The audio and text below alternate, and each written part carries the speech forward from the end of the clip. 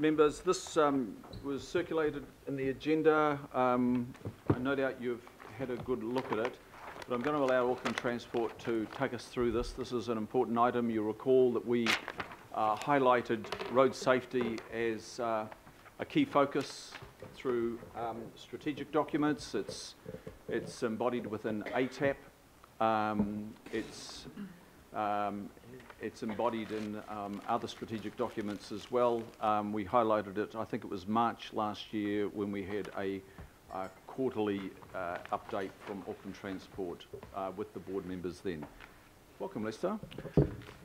Thank you, Chair, Mayor, Councillors. Yes, this is a very important item. It is the most important item for Auckland Transport or issue. We've got a slide deck that we'd just like to go through. We'd like to talk to that in just a little bit of detail so that we, I guess that we really put our thoughts clearly on the table.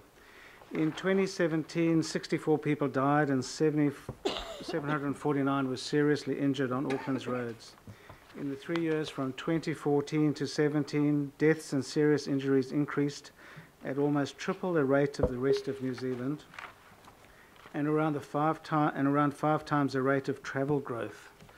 The social cost of each fatal crash is estimated at 4.21 million, and the overall system cost of road trauma is on par with the cost of congestion to the city. Clearly, we face a road safety crisis in Auckland. In 2017, the Board of Auckland Transport was no longer convinced that the approach to road safety was effective, not only ours but that of the whole ecosystem, and we undertook an independent road safety business improvement review, and we asked that look at our role and the role of the ecosystem. There were 45 recommendations, and we have adopted all of those in full without question. That report has been made public. The impact of an estimated 15% increase in overall travel in Auckland is believed to play only a relatively small part in the large increase in people dying and being seriously injured. Growing safety gaps are being exposed on the urban transport network for vulnerable road users as the network struggles to cope with competing and more complex range of travel choices. Equally, increased travel on high-speed rural roads is highlighting the inability of existing infrastructure to protect road users.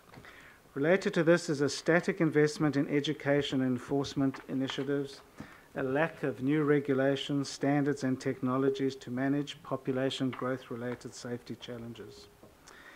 So many cities around the world are following Sweden's lead in adopting Vision Zero, the vision for a safe system that no deaths nor serious injuries on our roads are acceptable.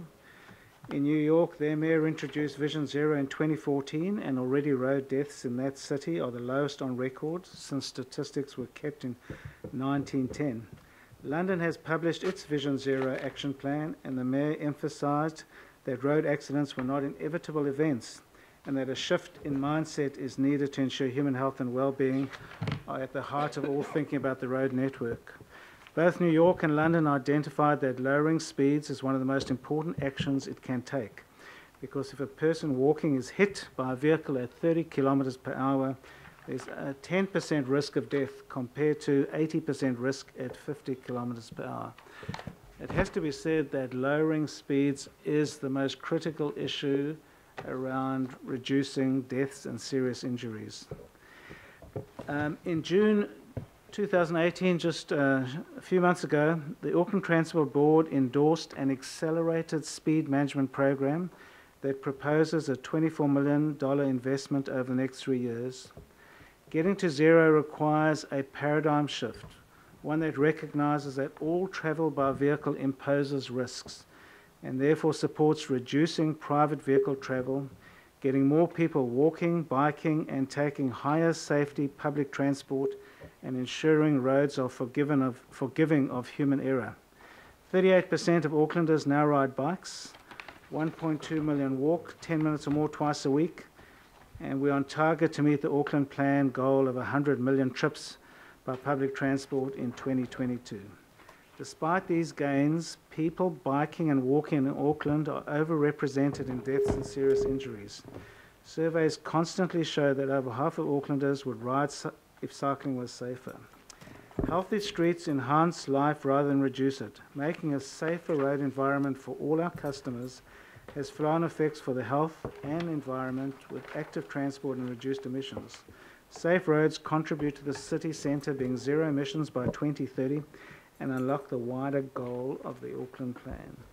So therefore, in summary on that slide, we need to take many steps that are very different to those that have been taken. We need to take these steps as quickly as possible, and we need greater enforcement to support the steps that we're taking. Shane will now speak to delivering bold and positive change. Thank you, Lester. Auckland Transport recognises that we can't achieve our aims for road safety alone. Working in alignment with our partners is vital.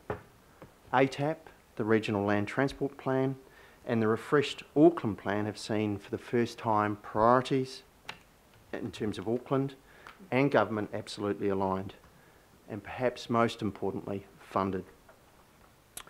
In July, the government's change of direction on transport through the GPS took effect, with a safer transport system one of the 4 priorities. We now have a once-in-a-generation opportunity to reshape a truly modern world city. Achieving fundamental mindset shifts in how we think and act on the road requires courageous leadership. The issues demand bold thinking and clear and consistent messaging. To this end, the Tamaki Makaurau Road Safety Governance Group, which was formerly RoadSafe, was established at the end of 2017, with new members including Auckland Council. A strong interface between land use development decisions and transport planning is critical to delivering safe and sustainable transport in Auckland. One of the key governance recommendations of the Independent Business Improvement Review, which Lester spoke to, was also for Auckland Council to influence central government for high priority policy changes and to support the regional partnership. The Tamaki Makaurau Road Safety Governance Group has governance, leadership and road safety action plan working groups, and also a suggested reference group. Its governance model was closely aligned to the National Road Safety Committee process and allows stakeholder and community input at a number of horizontal and vertical levels.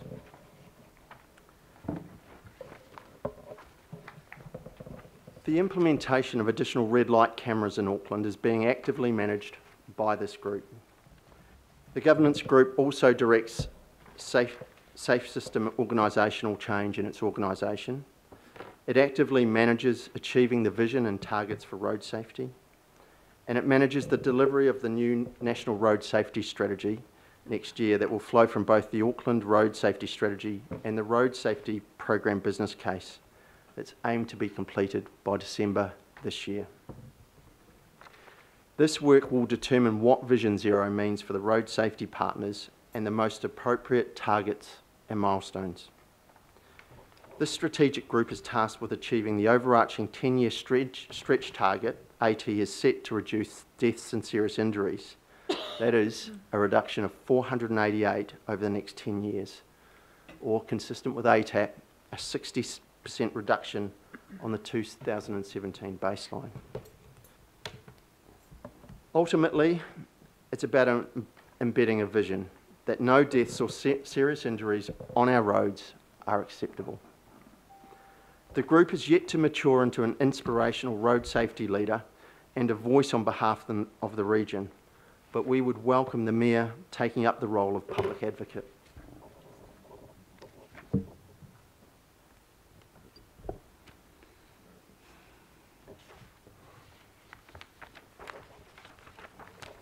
Significant investment in road safety is enabling a range of programs to roll out concurrently. Highlights include, as Lester spoke about, the Speed Management Plan. Speed is currently responsible for 30% of all road deaths and serious injuries. AT is working to identify areas and roads around the Auckland region to set lower speed limits and to remove barriers to implementing the Speed Management Guide. These roads will be added to the schedule of speed limits and drafted into the bylaw. The bylaw will be consulted on Auckland-wide in late 2018 and consistent with AT's new streamlined consultation that's designed to reduce costs and speed up project delivery. Last month, we began implementing projects approved in the 2017-18 financial year, including the Dairy Flat Highway.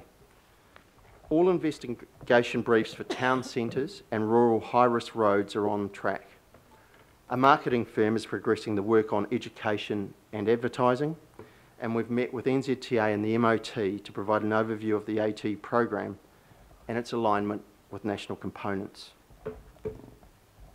In July and August, AT and the New Zealand Police held forums with all local boards to discuss road safety issues in their area and present AT's increased investment plans, including introducing the speed management program. We're developing a road safety communications plan strategy with high-level input, including from the Mayor's office. We've held successful AT staff forums where staff were told that road safety is our #1 priority, and workshops to change mindsets and language internally, including piloting a safe system leadership course. In the next week, you will hear that we have appointed a new EGM safety, somebody with over 20 to 30 years experience in road safety and somebody who is at the top of their game. The 2019-2021 Statement of Intent commits to installing a further 6 red light cameras, closing, gating or grade separating 8 pedestrian rail level crossings, delivering over 600 campaigns, events, training and checkpoints with key stakeholders, targeting high-risk groups and communities, and safe system training for our Board of Directors. We've already began a dialogue on a new road safety narrative that builds on Vision Zero and the strategic priorities for transport in Auckland, and we invite you as councillors to engage in creating that new narrative.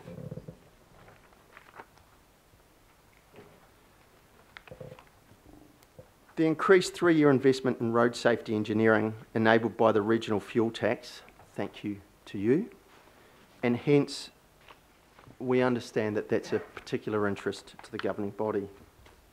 Over the next 10 years, $210 million from the fuel tax will directly and indirectly contribute to more than $500 million being spent keeping people safe on our region's roads. Previous investment levels of $13 million a year in safety engineering projects were only sufficient to address 2 to 3 of the 300 high-risk intersections and 10 kilometres of the 1,000 kilometres of high-risk roads per year. This level of funding was clearly inadequate to making an impact on growing road trauma. The additional $552 million will improve a larger number of urban high-risk intersections and routes through roundabouts, red light cameras and segregated facilities. It will also improve high-risk roads in Rodney, Franklin and Waitakere, provide more safe crossing opportunities to and from town centres, public transport and schools, and enable a greater percentage of speed management projects on the network, including the lowering of speed limits in 2019 on 700 kilometres of rural roads, 10 town centres and 2 residential zones, 30 kilometres per hour in Auckland city centre, and a reduction of 70 kilometre per hour speed limits on urban roads. The Mayor himself has supported an AT press release in August on rural roads and the delineation program.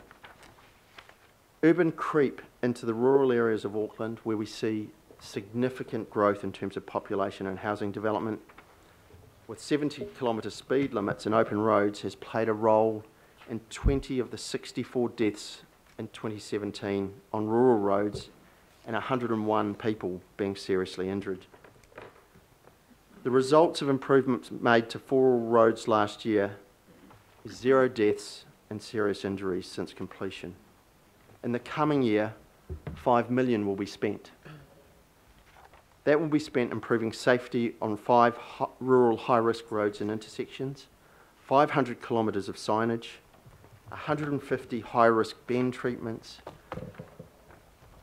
and 20 intersections. The fuel tax will also help fund road sealing over the next 5 years, which will further improve rural road safety. Two key dependencies, however, are enabling investigation resource of 30 million over 10 years and the legislative ability to install and operate a greater number of safety cameras. I'll now hand back to Lester, who will talk about designing our roads for people and summarise the presentation.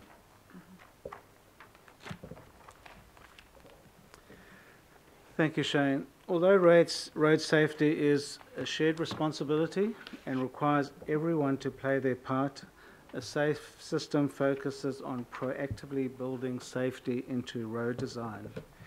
International research and the result of recent AT focus groups also confirms that campaigns based in warnings about potentially fatal outcomes are less effective than painting a picture of a city and communities that people want to live in that is achievable. Even more effective is to build that city. For Auckland to reach its full potential as a safe and people-friendly place, traditional approaches to road design must change.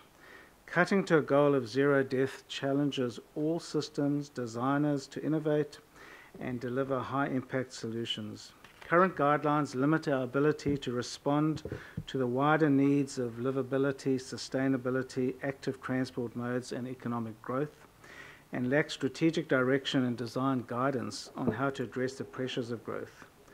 One of the key recommendations of the review taken was to deepen the partnership with Auckland Council, to strengthen alignment and share knowledge of the wider responses to road safety, including the Roads and Streets Framework. The framework and its accompanying technical design manual provide the assurance that both place and movement are considered as part of project design. Early experience has identified some issues with the framework being applied out of context, risking unintended consequences and additional costs, which may impact on delivery of the full ATAP RLTP program. The board has signalled its intention to review the Roads and Streets Framework in order to refine and improve it, not remove it. The review was anticipated when the framework was approved. It will ensure the framework approach addresses safety issues, along with achieving the measures set out in the refreshed Auckland Plan.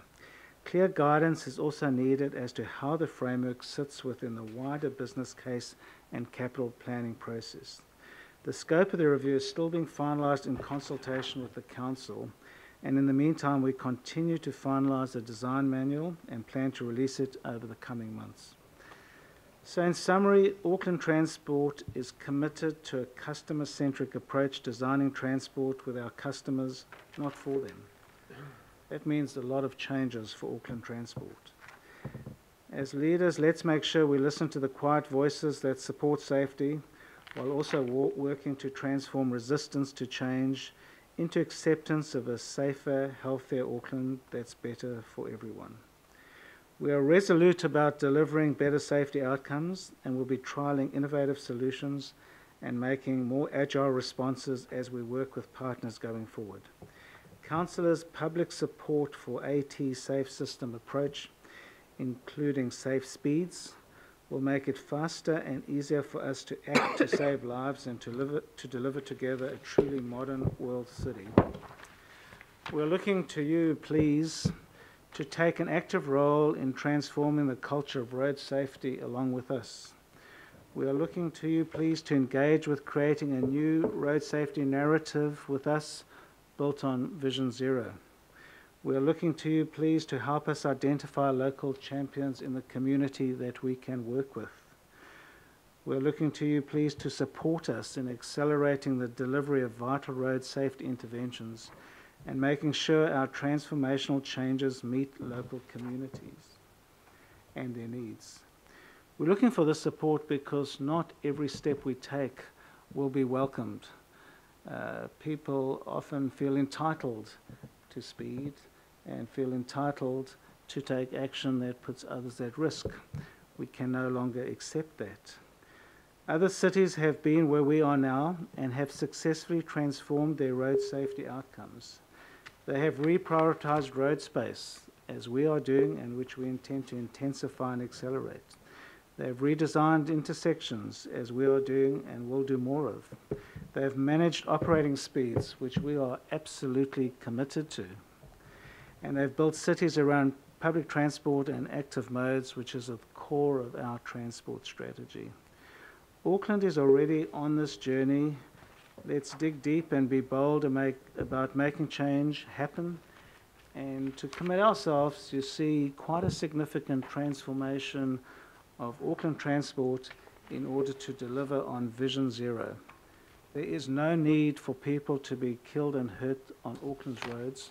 Over time, this is something that we can deal with, but we need to take steps that will not necessarily be popular, and we need to sustain our efforts to ensure that we absolutely persevere with this road safety approach, our number one priority, and we know that you share that with us, therefore your number one priority for our roads. Thank you.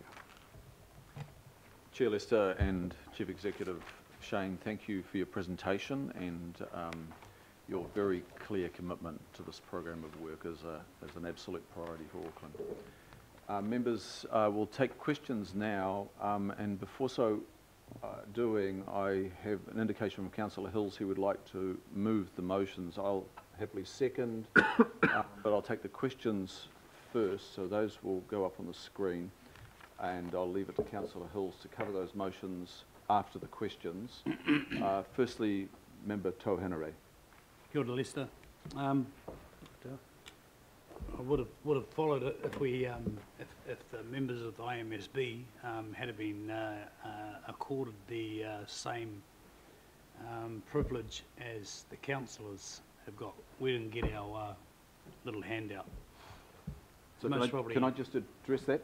So it was the first page, and I haven't had the opportunity to look at it. It was the first page is the material that was distributed electronically to all the members and is also in the agenda. And I think the bulk of it is a media release that's already been out. And okay. then there so is, I haven't got it because local board information. This thing here. Yeah, I know that. I'm fucking on it. This shit here has got everybody's councillor's name on it. We're not councillors. We're members of the committee. So next time, feel free to put our names on it, just as members of the committee would do. Okay. Now that's my little bugbear. Apologies, Tom, and we would be very happy to actually come to your board and make a presentation on this to get everybody up to date. Then Absolutely. You might get our names right. Anyway. Yes. How much does it cost to get medium barriers up on major roadways? Because last week, a friend of mine, a dear friend of mine, lost his wife and his daughter in a head-on collision outside Rewati Marae on State Highway 16. How much do we have to do to get some sort of barrier system on a road that is, your cars are going 100 k's an hour and they're only 3 or 4 feet away from each other. There were 13 deaths on New Zealand roads last week. That's shocking for a small amount of people in our country.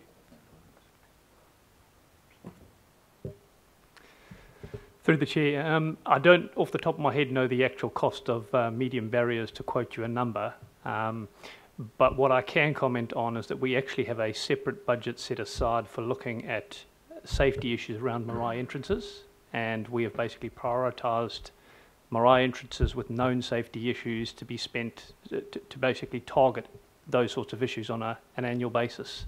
So I can't give you a price for the medium barrier off the top of my head. I'd be quite happy to come back with specifics on that. Cool. I know. It's most probably an emotional me this morning because I hadn't had a smoke since 9 o'clock. Well done. And it's not your responsibility, the state highways, and I accept that. Yeah. Cool. However, I would say through the presentation, we have made the point that actually achieving road safety outcomes for Auckland requires the partnership and the collaboration across all of the partners that play in this space. So while you point out correctly it might be an NZTA state highway, we actually do need to work with them. We need to own the problem for Auckland and work together with our partners, not point the fingers at other people and hold them accountable for an asset that may be theirs. Collectively, we own the problem. Thank you, Member Henare. Councillor Simpson, please. Thank you, Mr. Chair. And gentlemen, thank you very, very much. They're tragic figures, they're sobering, and they're indeed very concerning for all of us. And so I welcome the pack, apologies I only speak, but I welcome the pack that actually highlights exactly what you're doing ward by ward in the areas that we're responsible for. So I'm happy to put my hand up to be one of your safety champions. My question, however, is around the speed statistics. So it's a horrible statistics that if you're walking, also if you're hit by a vehicle at travelling at 30 k's, the chance of dying is 10, and at 50 k, 80 k. The fact that you are reducing speed around some town centres, etc., is going to cause some grief. People say, why, if you're doing all the infrastructure around pedestrianisation, refuges, separating of cycle lanes, why do you need to reduce the speed when you're investing in the other infrastructure? Is it because the statistics around 50 kilometres is because the infrastructure isn't there? Or are you still saying that actually when there are large volumes of people moving, you need to slow down regardless of the amount of infrastructure? Because I'm just trying to get the logic around that. You would think that if you've done all the work with the infrastructure, why can't cars still travel at a decent, well, within the speed limits anyway? By reducing it to 30 k, you're actually asking people to travel potentially 28 k. So through the Chair, that's a great question, and it actually speaks to the heart of what a safe system really means for us. So safe system means that we actually appreciate that humans are fallible, they make mistakes. When they make mistakes, they shouldn't end up paying for those mistakes with their lives. So we can design infrastructure that encourages the appropriate and the correct behaviour. What we can't design is human behaviour, and we can't guarantee that people will cross at pedestrian crossings, at signalised crossings.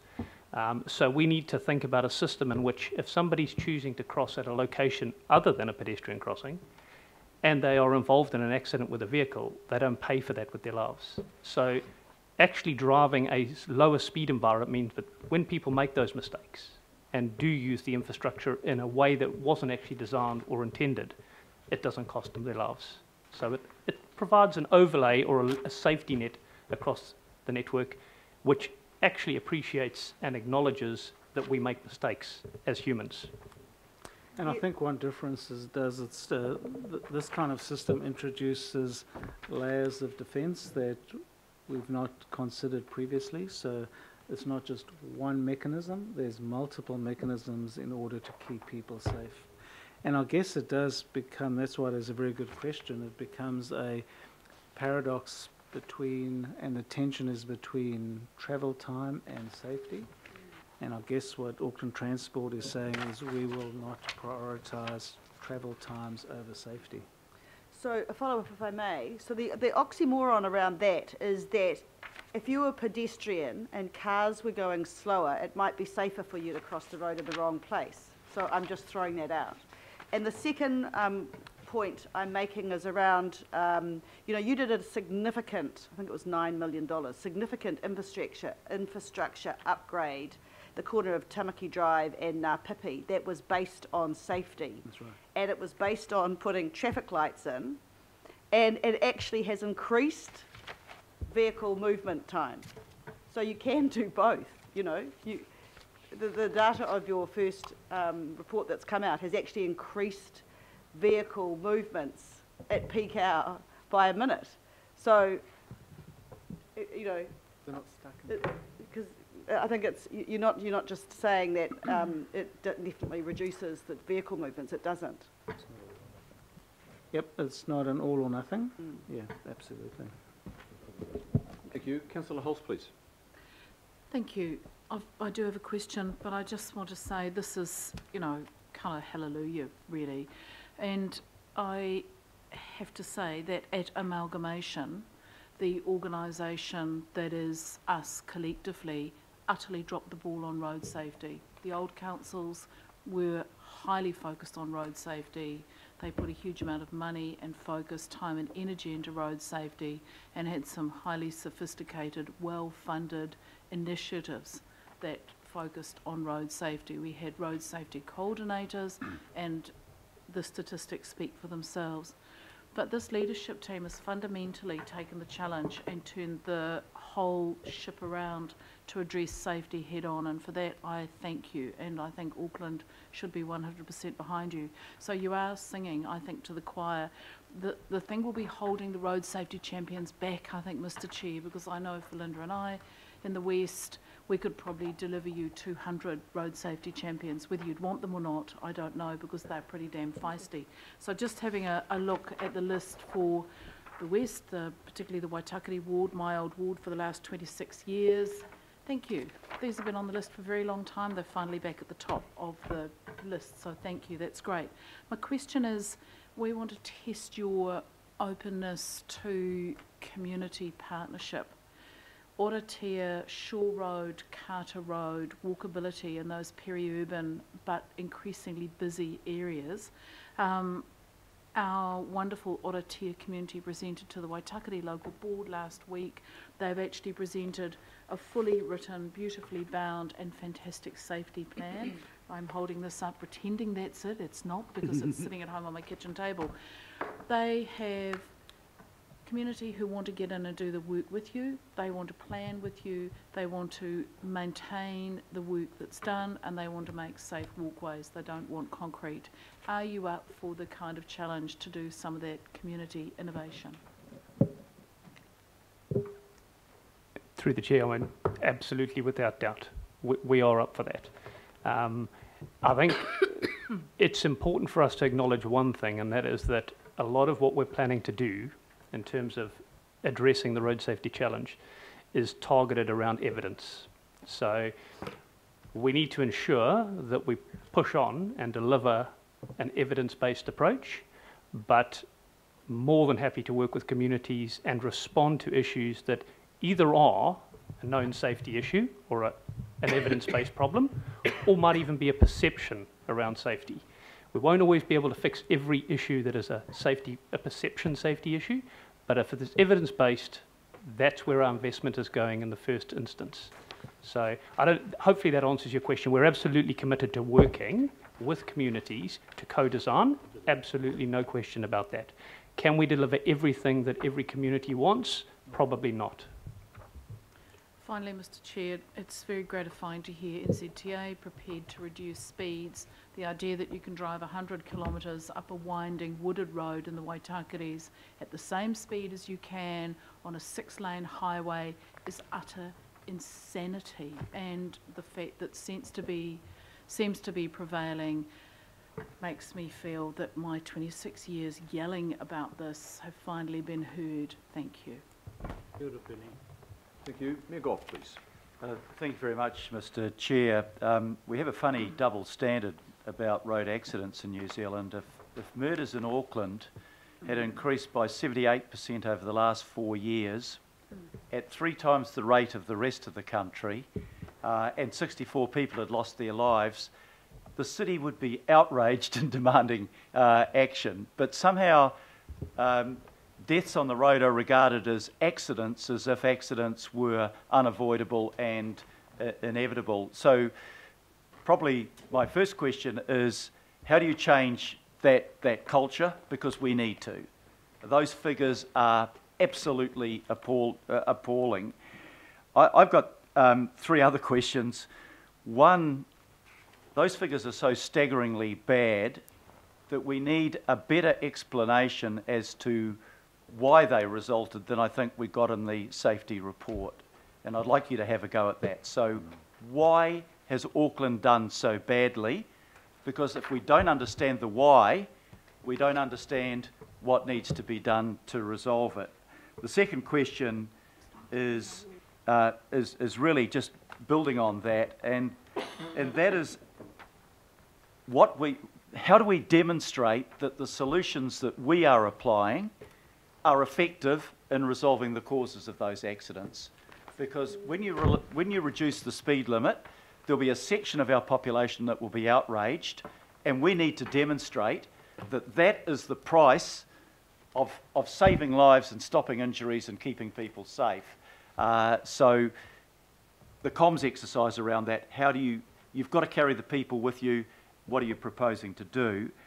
And my third and last question is, safety engineering, speed, red light cameras, alternative modes of transport, all of those I think are good.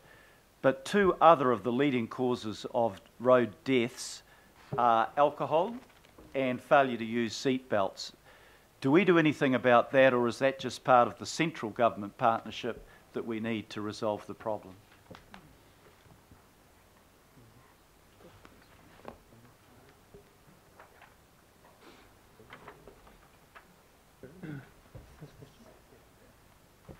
Hi, Mayor Goff. I'll attempt to answer perhaps the first question. Just want to confirm I do have it correct, and that's around the causes of the safety problem on the road network. Look, that is a difficult question to answer. There are a number of reasons for Auckland's horrific safety record at the moment. Dr. Levy talked a bit about the change in terms of our population growth, particularly around the significant growth in population in our rural areas, where our road network struggles to actually cope with the change in travel patterns. Equally, there's a behaviour piece around, I guess, people's perception in terms of their right to travel at speed along our corridors. We've got quite a strong behaviour change program that sits in behind the engineering work that we are doing to try and educate people about the safety risks of travelling on the road network. We've also had a significant increase, as the slides have shown, in the number of vulnerable road users on our road network that are also being hit. And there's a multiple number of reasons for that. One, we are seeing a significant increase in public transport usage. And what that's also resulting is a lot of people are changing the way in which they travel the first and last mile to public transport. And you'll find that a lot of people are actually having to walk to and from bus stops, bus stations, train stations. We're seeing a lot of pedestrians that are being hit in town centres. Just by way of example, the CBD has had a close to 30% increase in pedestrian crashes over the last year, and that's a result of additional pedestrian movement in the city centres and town centres. As we push more towards cycling on the network, we're increasing exposure for cycling, and we're starting to see the cycling numbers in terms of risk increase on the network as well. And that comes down to education, behaviour change, but also the building safer networks as well. So there are definitely a raft of reasons as to why that's been picked up in the business review as well. I think, Mayor, that this is really a reframing exercise. We're reframing the whole approach and perception around road safety, and a lot of this work will actually be really much more sophisticated behavioural insight work than we have been used to doing, because we need to reframe a number of issues around road safety and road usage and public space allocation. So it's a massive exercise, but what we have to do is take clear and deliberate steps, and we need to keep our course on that. Our problem is when we take steps and we are unsupported, and then it's very difficult to keep to the course. So I think that the board is resolute. We're not happy at all about what has happened, and no matter how hard it is, we're going to have to find a way in which to change this. But we just know the places that we need to start, but it is a change in the road safety narrative. We need to educate people better. We need also for people to take more personal responsibility, because whilst we're trying to build a safe system, the way we can get those numbers improved much more quickly is by everyone taking responsibility.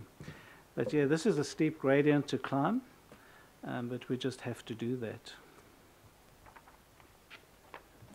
Just in terms of the seat belts and the alcohol, because that doesn't seem to be part of the plan at the moment. Obviously, it's got to be done nationwide, but so do most of the things that we're talking about. In terms of, Mr Mayor, in terms of alcohol, we are doing things locally. In fact, 2 to 3 weeks ago, one Saturday night, we entered into a partnership with Vodafone Warriors and the New Zealand Police, and we did a targeted breath testing, compulsory breath testing in Auckland, in Manukau, in Mount Wellington. And we were struggling to get the message through previously, and it was a different approach. The feedback to date has been very, very positive. We need to see whether that has a longer term impact in terms of actual results, in terms of drink driving and the impact on the road toll. But we can work with, and we should, and we're looking at this, is to work with agencies like ACC and others in terms of education, because we have aligned interests around keeping people safe. But you know, I think there's steps that we need to take that maybe people think that are going too far. So for example, in Sweden, when they introduced Vision Zero, they introduced alkolocks into all school buses. And so that bus drivers had to blow through the alkalock process, and if they had any alcohol in their system, then the bus wouldn't be able to start. Well, they had a number of buses that couldn't leave that morning. Okay, so, you know, how far do you go? Well, you know, the question is, maybe in certain places we may need to go that far. Yep. It certainly sends a different kind of message, and there will need to be some exaggeration in the way we put the message out for people's attention to be captured. So that's just but one example. Yep. By the way, in the next day, every single bus driver who came, every single bus left because they would moderate their behaviour. So, you know, I think there are going to have to be some pretty symbolic things done in order to attract people's attention that we are very serious about this. Well done. Thank you. Members, I've got a question batting list of 9 councillors and members. If we could maybe present 2 questions, and we'll come back to you for a third if you're burning with that. Councillor Cooper, please. Thank you. And I guess that is why it's difficult having it in this instead of having a workshop. Could have had an open workshop. It would have been better. I've got 2 questions. One is around the slide that you did, Dr. Levy, on safe, healthy and sustainable modes go together. And you talk about land use planning, mode shift and design safe mobility. And when I look at that, I see, yes, it works in the urban area, but in the rural areas, it's not, it actually doesn't work so well. And so I guess for me, finally, after a month of asking, I finally got this. I don't know why it is so hard. It goes to the local board. That's another question. So for me, I see huge lists of things for rural, south and north, just lists and lists of stuff. There's a lot of focus there, but what I'm interested in is how do we, when we talk about walking and cycling causes the least harm, public transport is the safest mode, but we don't have public transport at all or very little in the rural areas. And then we talk about use a safe system approach, so make the rest of the, if you have to travel some other way, make it safe. And we have communities saying, please, can we just have some sort of semblance of a footpath because there's no shoulder in my rural area. There is no way to go. I don't want to have to get in my car to go half a kilometre or a kilometre down the road. I want to be able to walk. And we're told, no, unless someone dies, you're not going to get that footpath because you're so low on the priority. So when you talk about it's got to be evidence-based, which I think code is, you're down the list unless we've had some serious injury or death. How are we actually, you know, how are we going to implement this, improve number 3 and number 2, if we actually have that measurement criteria? Because to me, that seems it's reactive against death or injury rather than how we're going to make it encourage people to get out of their cars, even in rural areas, because people still have communities. How is your measurement criteria for a priority? Because I know this happened say for example Candia Road, where the community are crying out for something like that, but they're told, no, you're about number 56 on the list, but if somebody dies, it might go up a bit. You know, I just want to see, how do we get a better measurement criteria to create safety? Because it's still unsafe. Got the question? Yeah, Yep. that is the question. Where does that land? Is it Randia's Yeah, area? I'll try and provide some background. Thanks, Councillor Cooper. Look, fair point around the prioritisation. We do have a process by which we actually prioritise how we target interventions, and we have to, because obviously the amount of dollars we have is limited, and the problem list is quite large. We do have a way by which we actually prioritise risk on our network. It's both reactive, like you've pointed out, which is based on the number of crashes that have happened over time, but equally we have an online system that we use that looks at risk proactively based on the condition of the network. So we do actually look at it through both lenses. But coming back to Andrew's point, we've got quite a long list to work through, and we have to actually take the approach whereby we target to risk where we're going to achieve the overall outcome, which is a significant reduction of 60% TSI over the next 10 years. Okay, so my next question is, so what has changed since we voted for the petrol tax, which my understanding was there was going to be huge safety improvements, huge, and so that people would be able to see where that money is they're paying at the petrol pump, because people, it is affecting people, and I did vote for it under the understanding that there'd be something for my community, rural and poor. They would see some results for that. I see 4 investigations into footpaths here. So I'm struggling I want to support AT, but I don't feel confident because I don't feel like we're getting our money's worth out of that safety improvements, which is what we were told it would be for, as well as communication, as we've talked to at our recent update last week. We're not getting the communications. The local boards are getting it all. Okay, members, look, I think, is the councillor referring to the memorandum of dated yesterday? Chairman, I'm asking a direct question. We were told that a huge amount of the petrol tax money would be for safety improvements. I look at this thing I've got, which I've been asking for a month, and basically there's some stuff in town, right, in Glen Eden, but then there's 4 safe investigations into footpaths, and some investigations into speeds, and that's the sum of the money that my community is paying for at the petrol pump, and that's what concerns me. And so I want to know if what are we doing more than we wouldn't have done? Has actually got a construction program. It's got a number of projects that are due for completion in the financial year that we're in. At least 9 town centres. So look, maybe just have a look at that. I'm talking about my... Randy, do you want to respond to Yeah, I'd like an part? answer, Mr Chair. I don't think it's fair to shut down my question. Look, I just want to get the question out, and That is the if we can be question. concise in the question. That is the question. Randy. Mr. Chairman, maybe I'll have a go at trying to answer that as best I can. Councillor, with respect, what you're looking at is obviously a small section of our safety program as it relates particularly to the communities you represent. The answer... It's about communication then. Right on. The answer is... Ursula, you need to wait for the reply. So the answer is that you need to take each of the pieces from around the table, put them together collectively to see where all the regional fuel tax investment is going. And I think Shane and Lester previously articulated where that investment going. I can reiterate some of that if you would like. But it's not all in one area, obviously. It's spread across the region and it's targeted to risk. And it has to be. Okay, thank you. Councillor Newman? Yeah, thank you. I listened carefully to what you've just said about being spread out around the region, and so I'm reflecting on that. And I have to say, I too am quite underwhelmed by this.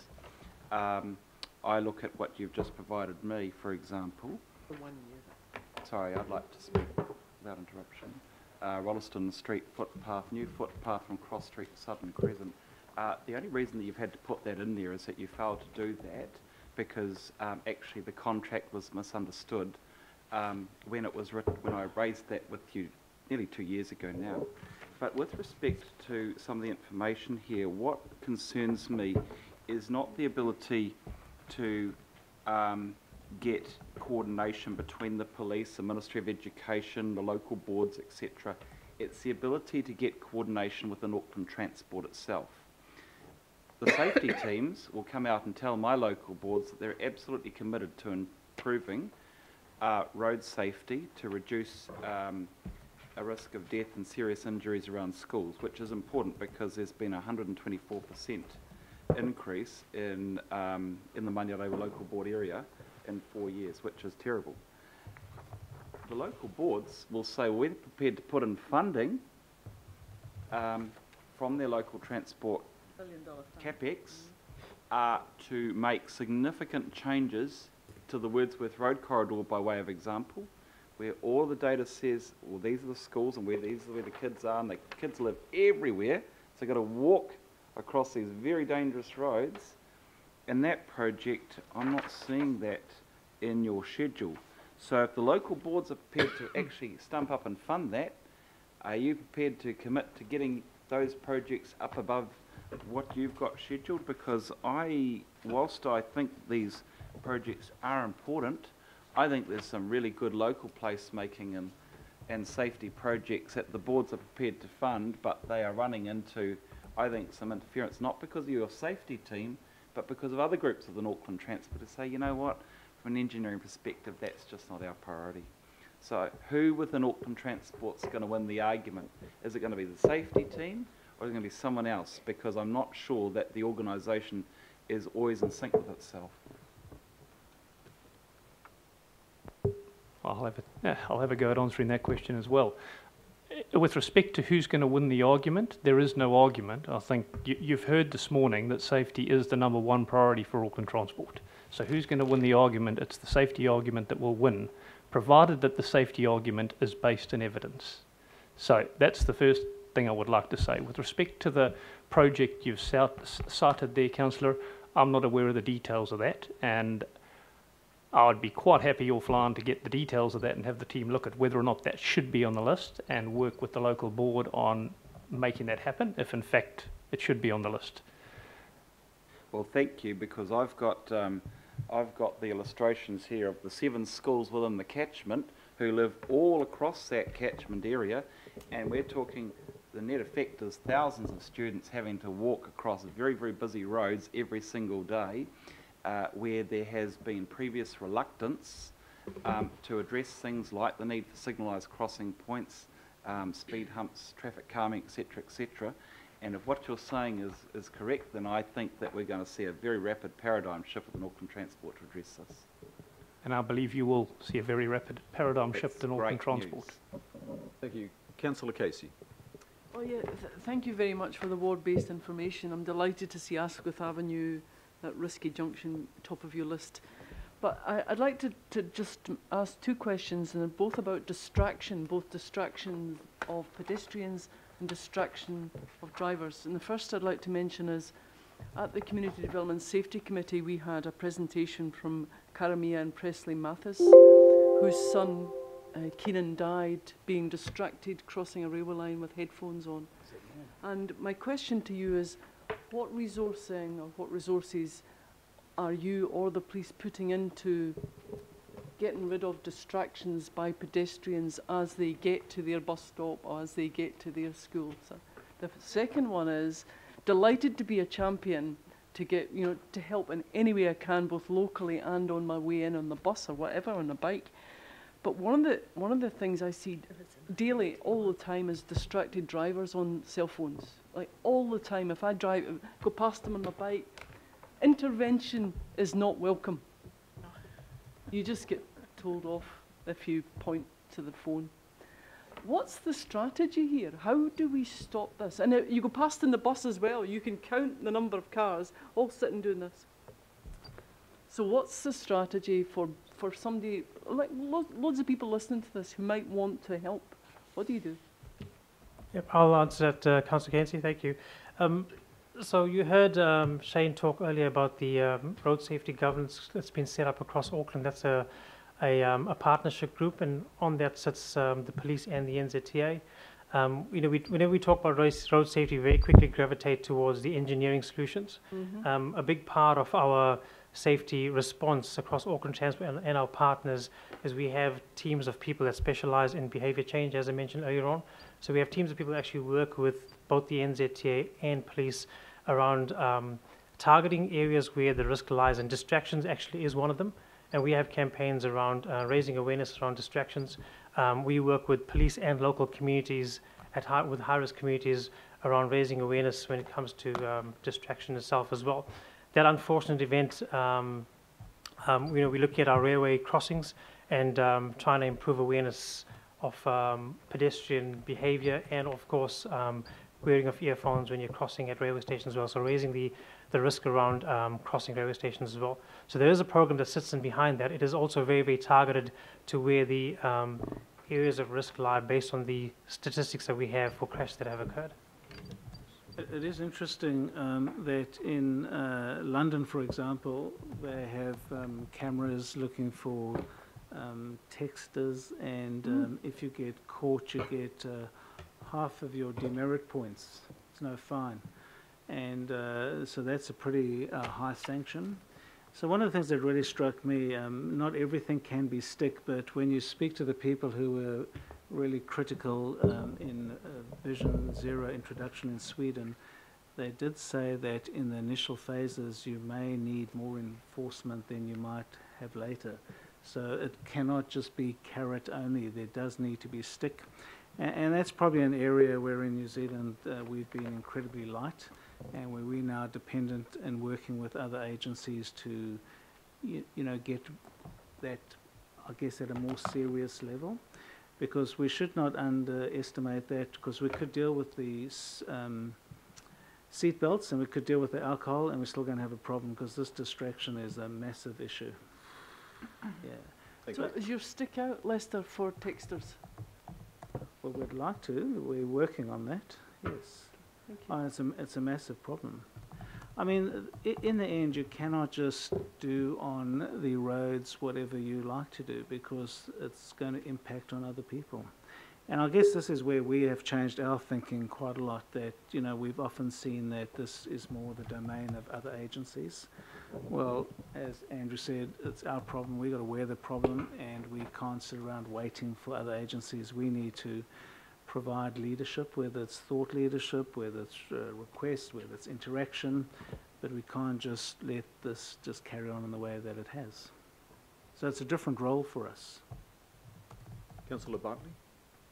Thank you, Mr. Chair, and through you, thank you for your presentation. I have two questions. Do you have a strategy of how you're going to work with us if you want us to take a supportive, active role with this road safety? Because the first I saw of it was when I was sitting in the local board meeting. And I see you've got local board forums here, but what about us?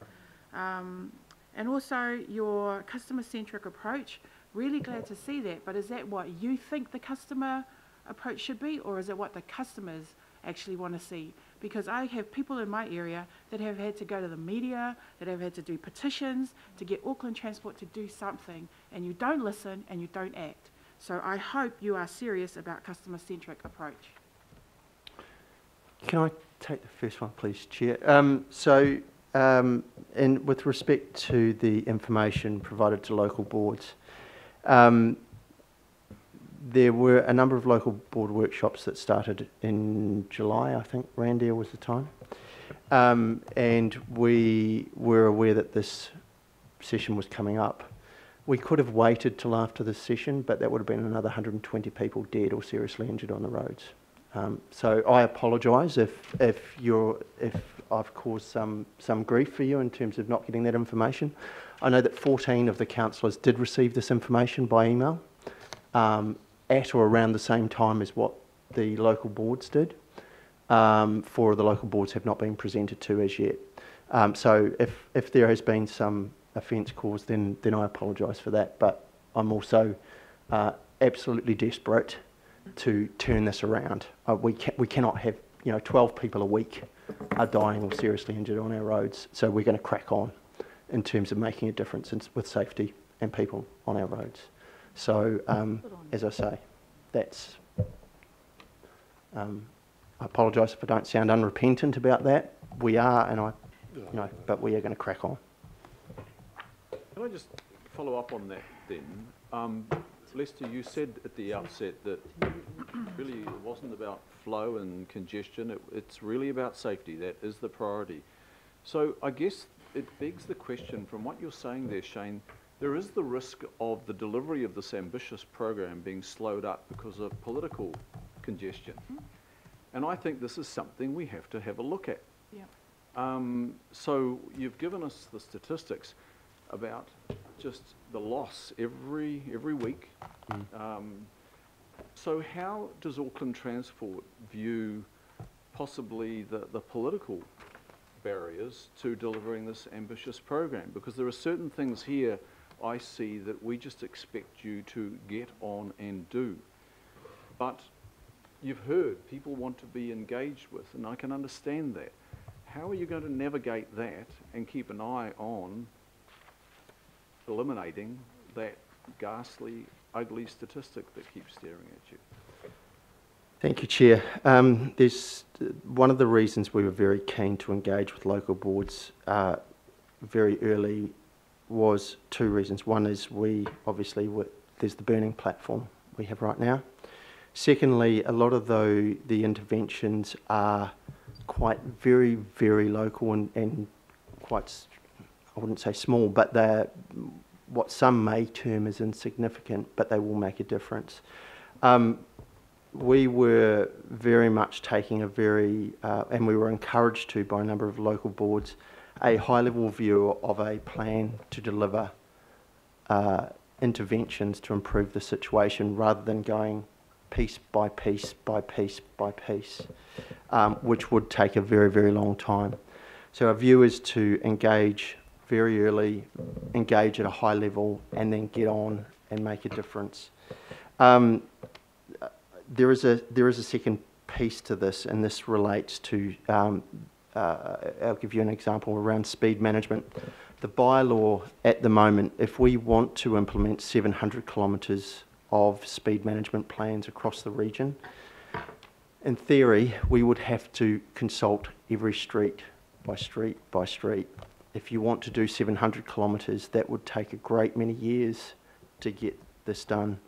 I think it's fair to say, and Andrew, you might be able to chip in here, but in a lot of cases that consultation, while it's termed consultation, is not actually under the bylaw genuine consultation. Or it reverts to a technical assessment of whether you can implement speed management or not.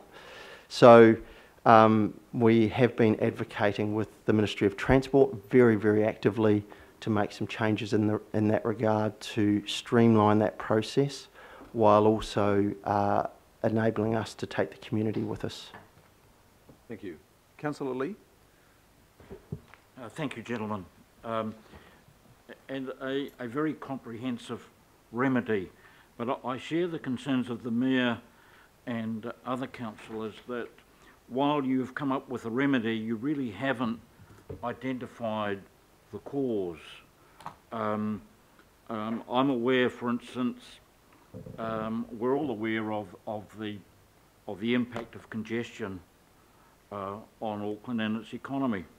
In other words, we have a slow, not a speeding problem. We also have a slow roads problem, and I'm just trying to resolve that.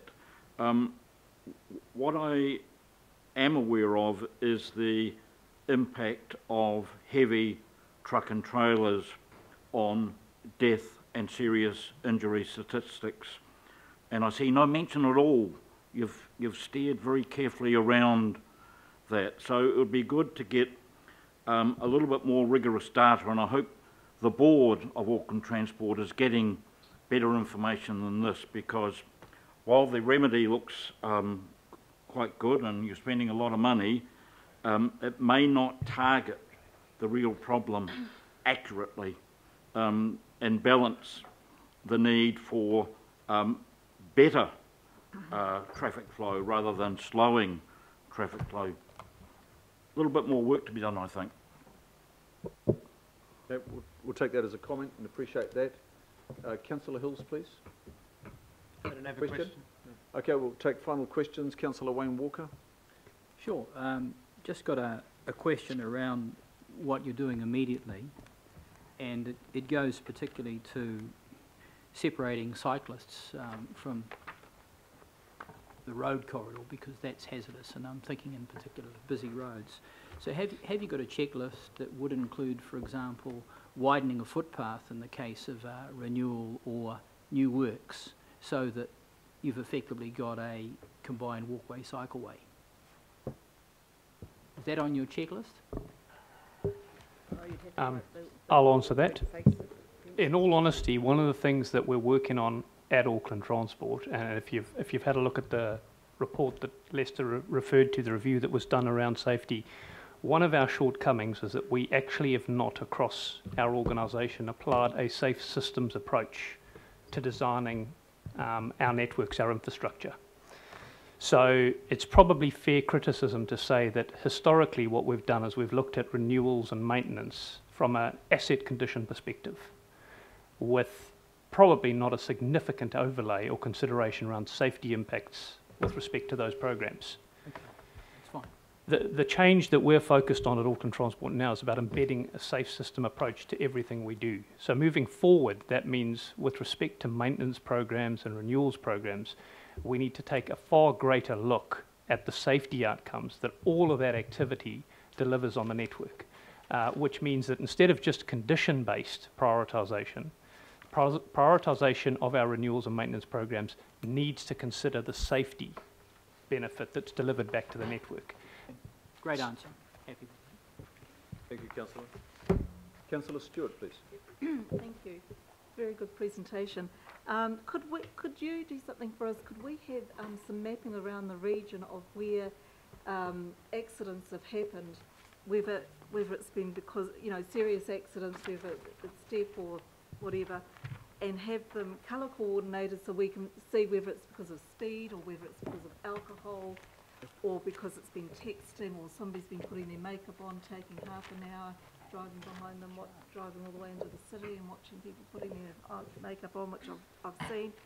So I'm really pleased to hear that you're thinking about working hopefully closely with the police and especially with the texting and the makeup and that type of thing. And just one other question is, with the CBD, you were talking about there's a lot more pedestrians that are being seriously hurt or injured, killed, whatever. Are they alcohol related or drug related, or are they, once again, early in the morning, sometimes I see some homeless people that sometimes wander onto the street and nearly get hit. In fact, I nearly hit one myself one morning. And window washers and things like that are jumping out, and even in the CBD and other places. So have you got some of that information? It'd be really interesting to see the mapping and maybe colour coordination of what's happening. And I'm even thinking about going out to Woodford, out to Pine Harbour, Beachlands Way, a lot of accidents out there. It'd be interesting to see whether they are alcohol, speed, texting, or... Thank you. Okay. Through the chair, I might answer the second question first, which was the one around pedestrians in the CBD, and you asked what's causing that. To be fair, I'd say it's all of the above. Everything you're citing there comes into play. So pedestrians are being hit because of distraction, because of infrastructure, because of alcohol. There's a raft of factors that actually influence the trend we're seeing in the CBD. The one underlying theme and consistent element that's a factor in every one of those pedestrian incidents is speed. So if we had a lower speed environment, those people wouldn't be paying with their lives, or at least there'd only be a 10% chance they were paying with their lives. So speed is an underlying factor in every one of those incidents. It's the only common theme throughout in terms of pedestrian or vulnerable road user accidents.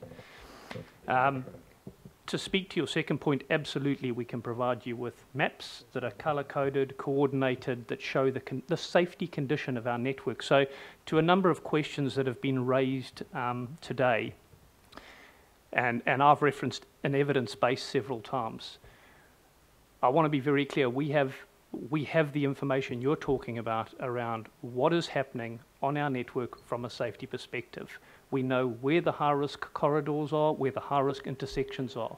We do know what's causing those accidents. We know whether they are speed-related, whether they are alcohol-related, whether they are a lack of infrastructure, whether they're a distraction. We have all of that information. That is the information, and I might just add that it's not, Randy mentioned this earlier, it is not just accident-based statistics. That is a large part of how we ascertain what's going on at the moment, but we also undertake predictive analysis.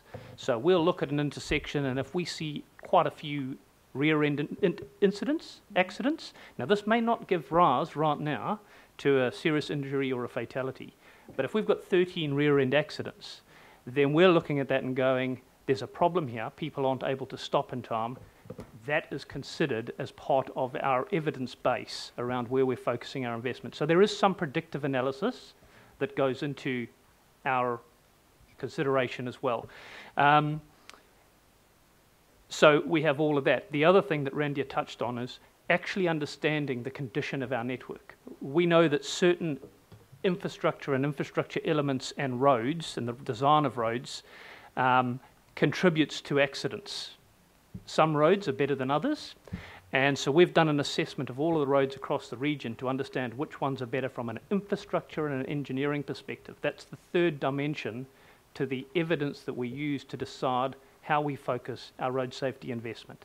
So there are three overlays that I've talked about there. It's the accidents, it's some predictive analysis, and it's the condition of our network from a safety engineering perspective. All three of those are considered in deciding where we will target our investment. And if we take all three of those, we surface them up to a set of maps, we're able to see very clearly where we have the greatest risk currently on our network, considering those three overlays. Is that perfect? No, it's not perfect. It's as good as we've got right now, and it's good enough to basically base our investment decisions on right now. We will continue to enhance that as we work with our partners. We understand more around hospitalisation and some of the statistics and evidence that we see coming out of that data set. So we'll continue to enhance that evidence base over time, but right now we have a very good and clear picture of what's happening on our network and where we need to be working. And that is how we've developed the accelerated program that effectively is the combination of everything you see before you. So it's a long answer to your question, but absolutely we can provide you with those maps. Thank you very much. Thank you. Thank you, Councillor Stewart. Deputy Mayor, please. Well, thank you, Mr. Chair. Gentlemen, very happy to stand beside Auckland Transport in this endeavour to reduce fatalities and serious injuries on our roads. It's a critical factor, we have to do it. So there will be pushback, certainly. There'll be people in my area who will have 20 minutes extra travelling time a day, and they won't like that. However, if it saves lives and get home safe, that's the consequence that we need to evaluate. I'm very happy to hear about the predictive nature, because I've been very concerned that evidence-based stuff was actually, we weren't tackling some of the areas where we should have. So thank you for that. It's a very good word to use. My question is there anything that's out of scope? So you're talking about road quality, seal quality, camber, all these sorts of things. Every person around this table will know hot spots in their own area. So are we going to say, right, the recipe we have as Auckland Transport Board set for resealing of rural roads is rubbish, it's not working? Are we going to have a good crack at what is going to be the best practice for us going forward? I'm not sure I entirely understand that question, but I think I alluded. I alluded to an answer earlier, and hopefully, if I reiterate that, it might speak to your question. If not, one of my colleagues will probably chime in.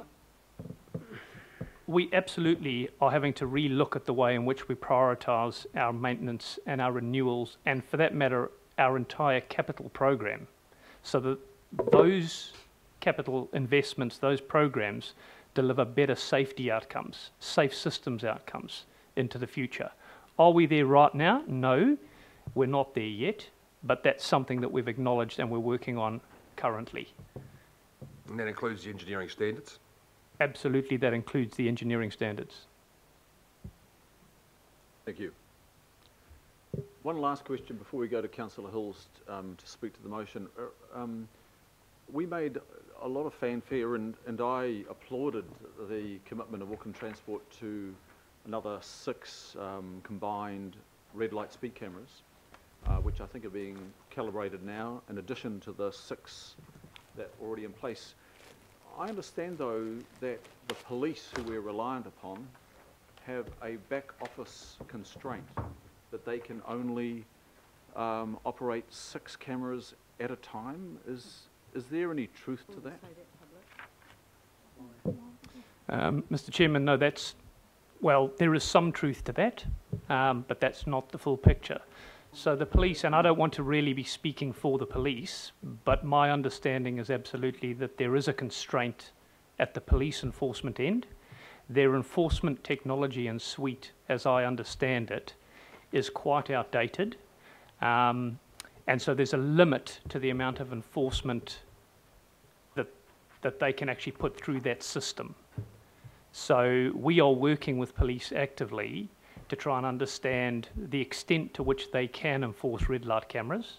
But it's probably fair to say right now, as things stand this minute, they're not able to enforce every single camera that we have or that we plan to put in. So we're looking at how we address that with police, but we're also looking at other alternatives, which I'd rather not discuss in too much detail yet, because there's some water to pass under the bridge. But it's fair to say that that limitation, if we call it that, is not going to hold us back. So the National Land Transport Program that was confirmed by the Minister last week, that allocated significantly in the area of road safety policing budget. Are you aware that that will cover that constraint, or not at this stage? Or, I mean, the budget's... Well, I'm not aware that that covers the issue around the infringement back end for police. So this isn't a constraint in terms of police on the roads, and I think the road safety policing investment has resulted in, if I'm not mistaken, circa about 80 additional police officers in the Auckland region. Is that, yeah? About 80 additional police officers in the Auckland region. This isn't an issue with police officers on the road. This is a technology issue around red light cameras, and for that matter, speed cameras as well, or safety cameras, as a suite. And the amount of information that they send back to a back office for processing and managing through its life cycle, that's where the constraint, I understand, exists. Okay, look, it would be valuable if we received a memo on that constraint, because we've allocated considerable capital, and there's an expectation that capital is actually, delivering dividends. And thank you for that. It would be good, Mr. Chairman, to get, and quite happy to commit to it, work with police to get a joint memo back to you, so that I'm not trying to present their view of things. They should present their own view. Thank you. Councillor Hills.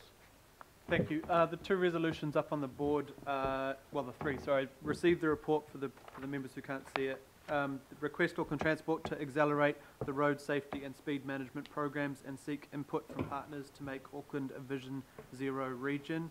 And C, which is slightly changed from the earlier motion when Victor was here, which recommends Auckland Transport discuss with Vector the Vision Zero/safe system approach and requests that they develop the best response to high-risk intersections. So that's asking them to work together. That's not telling them how to spend money, where, when. But I think it's important to include it in there. This is, like everyone sort of said in many different ways, probably, well, it is the most important thing we should all be doing. I don't think we can sit here and pretend that these increases of over the last 4 years, so 78% increase in deaths across Auckland, 73% increase in serious injuries in 4 years. In my own ward, it's 173% increase in 4 years of deaths and serious injuries, and 62% of those are outside the vehicle, so that is pedestrians and cyclists being overwhelmingly hurt.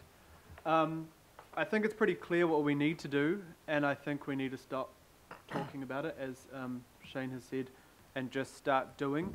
Yes, in my ward, I can't speak for others, but I did find the information on the local board a month ago and found, we're getting over $3 million this is just this year, this list of stuff, and I thank you for that. $3 million worth of projects in our ward, which are mostly around schools. There's 4 schools, there's town centres, there's a myriad of things, some of which we have asked for years, and I do thank you for responding in the last few years on pedestrian crossings and things around schools when we request generally Auckland Transport does, but I'm glad that you're now getting ahead of that curve. It's not going to be reactive, it's just putting it in.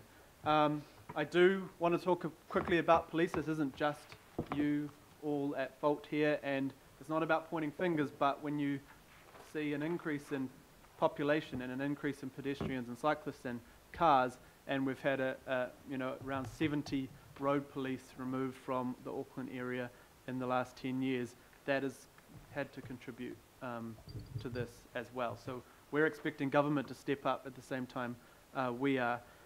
And we're aligned on this, Auckland Transport's aligned on this, and the government is aligned on road safety. I think you can't hide from this at all.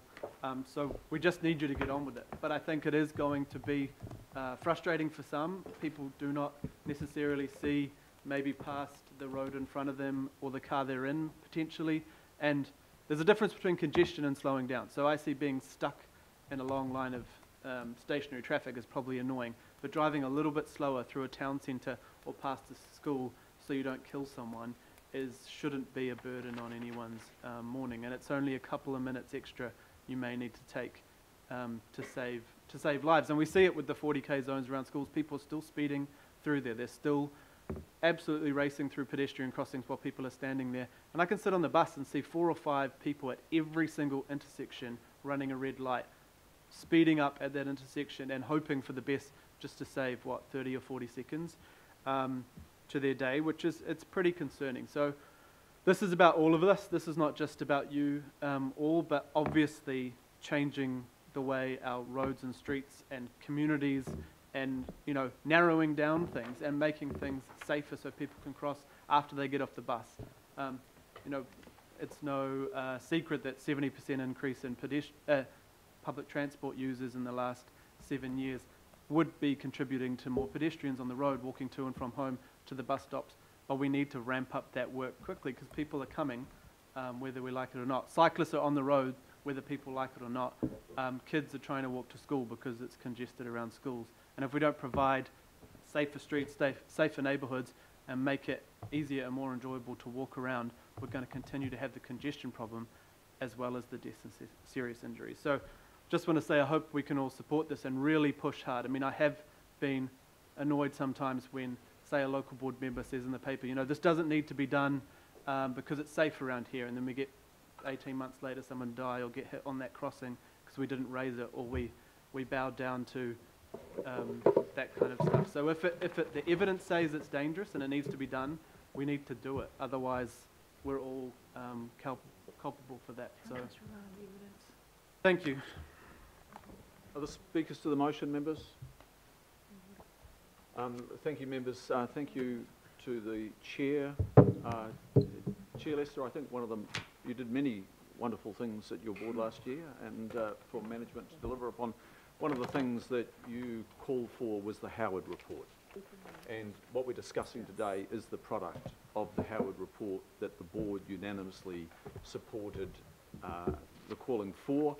And I understand that the board has unanimously supported every single recommendation in the Howard report. I think that was a